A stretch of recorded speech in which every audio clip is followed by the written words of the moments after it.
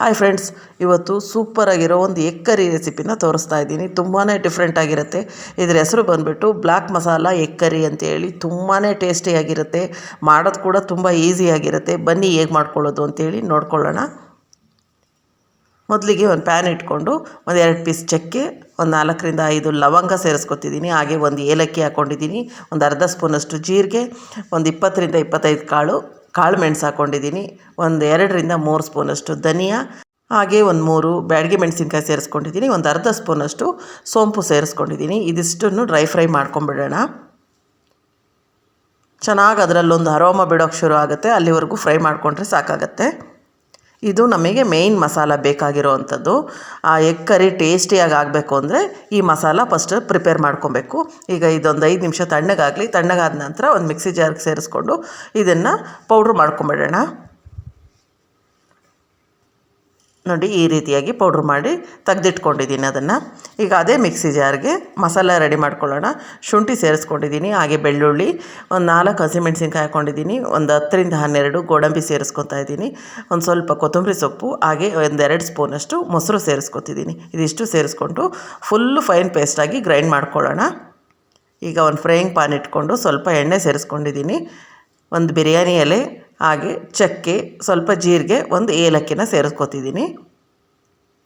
ಇದು ಸ್ವಲ್ಪ ಫ್ರೈ ಆಗ್ತಾ ಇದ್ದಾಗೆ ಇದಕ್ಕೆ ಫೈನ್ ಚಾಪ್ ಮಾಡ್ಕೊಂಡಿರೋ ಅಂಥ 2 ಈರುಳ್ಳಿನ ಸೇರಿಸ್ಕೊತಾ ಇದ್ದೀನಿ.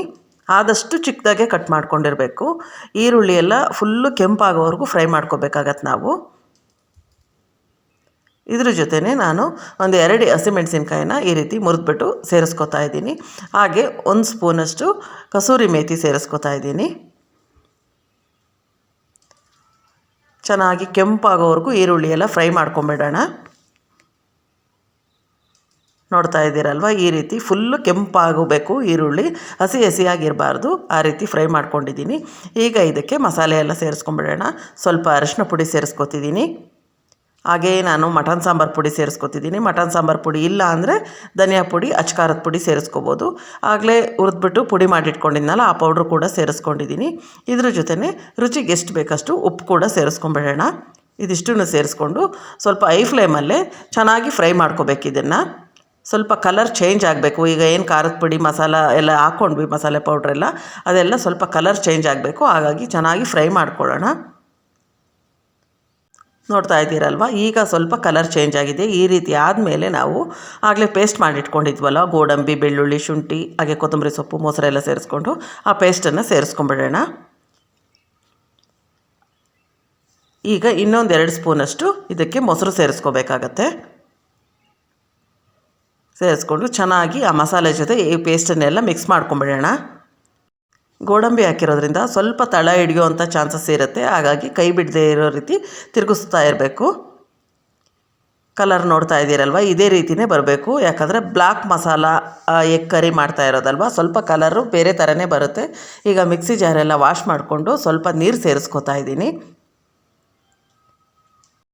ನಿಮಗೆ ಎಗ್ ಗ್ರೇವಿ ಎಷ್ಟು ಬೇಕಾಗತ್ತೆ, ಯಾವ ಕನ್ಸಿಸ್ಟೆನ್ಸಿಯಲ್ಲಿರಬೇಕು ನೋಡಿಕೊಂಡು ನೀರು ಸೇರಿಸ್ಕೊಳ್ಳಿ. ಈಗ ಲಿಡ್ ಕ್ಲೋಸ್ ಮಾಡಿಬಿಟ್ಟು ಅದು ಎಣ್ಣೆ ಬಿಟ್ಟು ಬರೋವರೆಗೂ ಚೆನ್ನಾಗಿ ಕುದೀತಾ ಇರಲಿ. ಅಷ್ಟರಲ್ಲಿ ನಾನಿಲ್ಲಿ ಬೇಯಿಸಿ ಇಟ್ಕೊಂಡಿರೋ ಮೊಟ್ಟೆಗಳನ್ನು ನಾನಿಲ್ಲಿ ಟಿಕ್ಕಾ ರೀತಿಯಲ್ಲಿ ಕಟ್ ಮಾಡ್ಕೋತಾ ಇದ್ದೀನಿ. ಇದು ಅಂಡಾ ಟಿಕ್ಕಾ ಮಸಾಲ ಆಗಿರೋದ್ರಿಂದ ಟಿಕ್ಕಗಳೆಲ್ಲ ರೌಂಡಾಗಿ ಆದಷ್ಟು ಬಿಸ್ಕೆಟ್ ಆಕಾರದಲ್ಲೇ ಇರುತ್ತಲ್ವ, ಹಾಗಾಗಿ ಒಂದು ಮೊಟ್ಟೆಯಲ್ಲಿ 3 ಭಾಗಗಳಾಗಿ ಕಟ್ ಮಾಡ್ಕೋತಿದ್ದೀನಿ.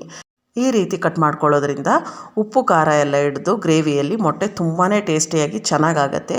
ಈಗ ಗ್ರೇವಿ ಕೂಡ ಚೆನ್ನಾಗಿ ಬೆಂದಿದೆ, ಎಣ್ಣೆ ಕೂಡ ತೇಲ್ ಬಂದಿದೆ. ಈಗ ಒಂದೊಂದಾಗಿ ಎಲ್ಲ ಮೊಟ್ಟೆಗಳನ್ನು ಸೇರಿಸ್ಕೊಂಬಿಡೋಣ.